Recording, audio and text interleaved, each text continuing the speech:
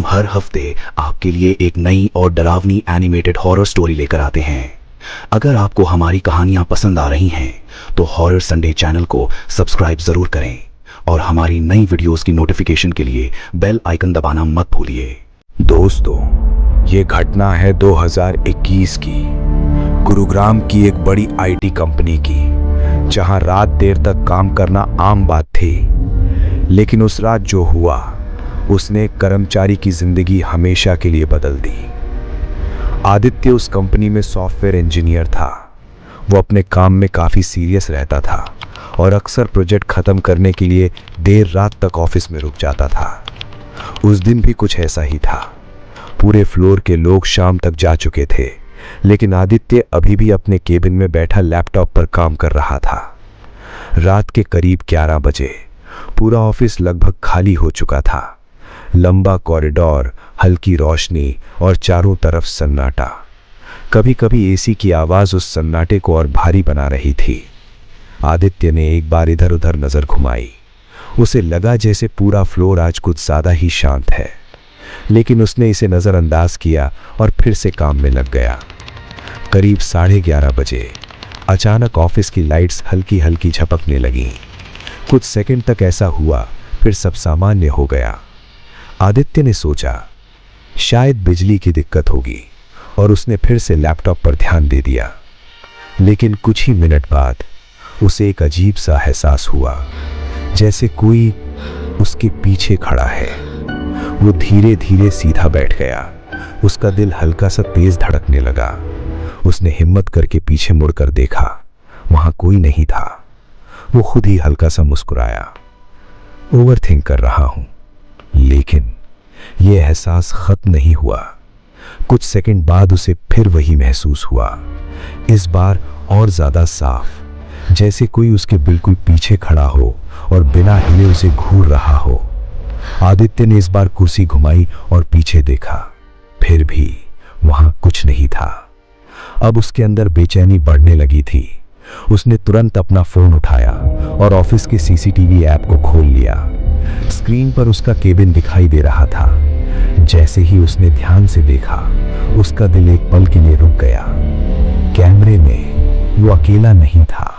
उसके ठीक पीछे एक लंबी काली आकृति खड़ी थी, बिल्कुल स्थिर, बिना हिले, और उसका चेहरा साफ दिखाई नहीं दे रहा था। आदित्य ने झटके से पीछे मुड़कर देखा, लेकिन असल कमरे में अब भी कुछ नहीं था। उसने फिर स्क्रीन की तरफ देखा। वो आकृति अब भी वहीं खड़ी थी और इस बार वो धीरे धीरे उसके और करीब आ रही थी। आदित्य की सांसें तेज हो गई। उसे अब साफ समझ आ गया था, कमरे में कुछ है जो सिर्फ कैमरे में दिख रहा है। आदित्य की नजरें स्क्रीन पर जमी हुई थीं। कैमरे में दिख रही वो काली आकृति अब धीरे धीरे उसके और करीब आ रही थी, जबकि असल कमरे में सब कुछ बिल्कुल स्थिर था। उसका दिल इतनी तेज धड़क रहा था कि उसे अपनी सांसों की आवाज साफ सुनाई दे रही थी। उसने एक बार फिर हिम्मत करके पीछे मुड़कर देखा, लेकिन वहां अब भी कोई नहीं था। जैसे ही उसने फिर स्क्रीन की तरफ देखा, वो आकृति अब उसके बिल्कुल पीछे खड़ी थी, इतनी करीब कि उसका चेहरा आदित्य के कंधे के पास दिखाई दे रहा था। चेहरा धीरे धीरे साफ होने लगा और जो सामने आया वो इंसान जैसा होते हुए भी इंसान नहीं था। उसकी आंखें पूरी तरह काली थीं, बिना पुतलियों के, और उसका चेहरा ऐसे खिंचा हुआ था जैसे किसी ने उसे जबरदस्ती लंबा कर दिया हो। आदित्य की उंगलियां कांपने लगीं। उसने धीरे धीरे कुर्सी से उठने की कोशिश की।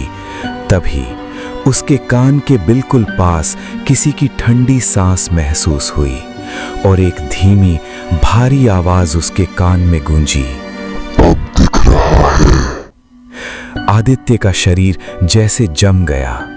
उसने झटके से पीछे हटकर दूरी बनाने की कोशिश की और तेजी से दरवाजे की तरफ भागा। उसने हैंडल पकड़ा और पूरी ताकत से घुमाया, लेकिन दरवाजा नहीं खुला। ऐसा लग रहा था जैसे किसी ने बाहर से उसे लॉक कर दिया हो। पूरे फ्लोर पर सन्नाटा था। कोई आवाज नहीं, कोई हलचल नहीं। अचानक ऑफिस की सारी लाइट्स एक साथ बंद हो गईं।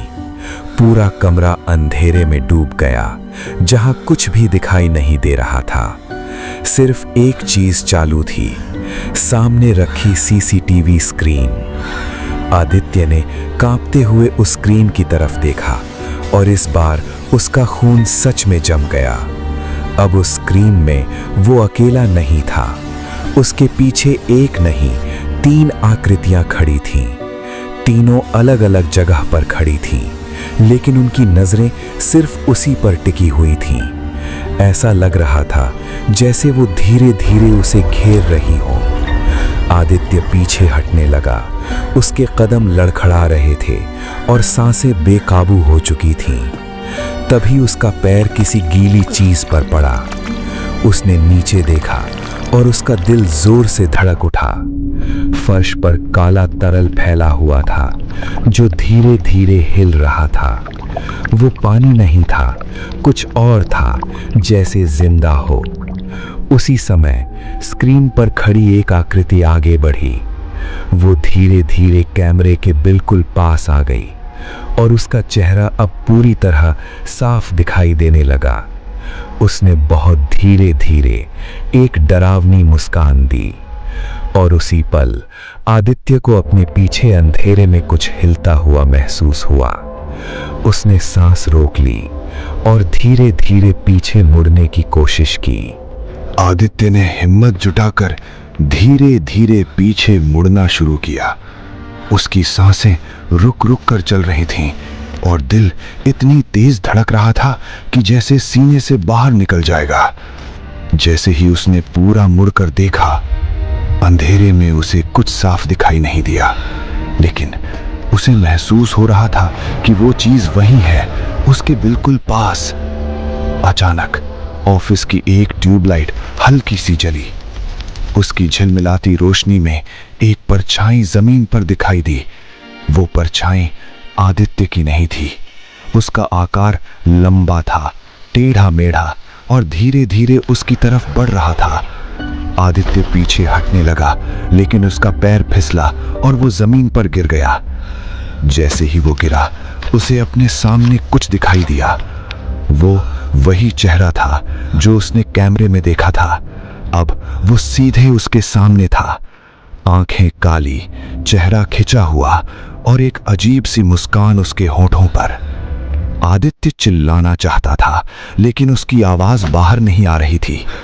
वो चीज धीरे धीरे उसके ऊपर झुकी और बहुत करीब आकर फुसफुसाई, अब तू दिख रहा है।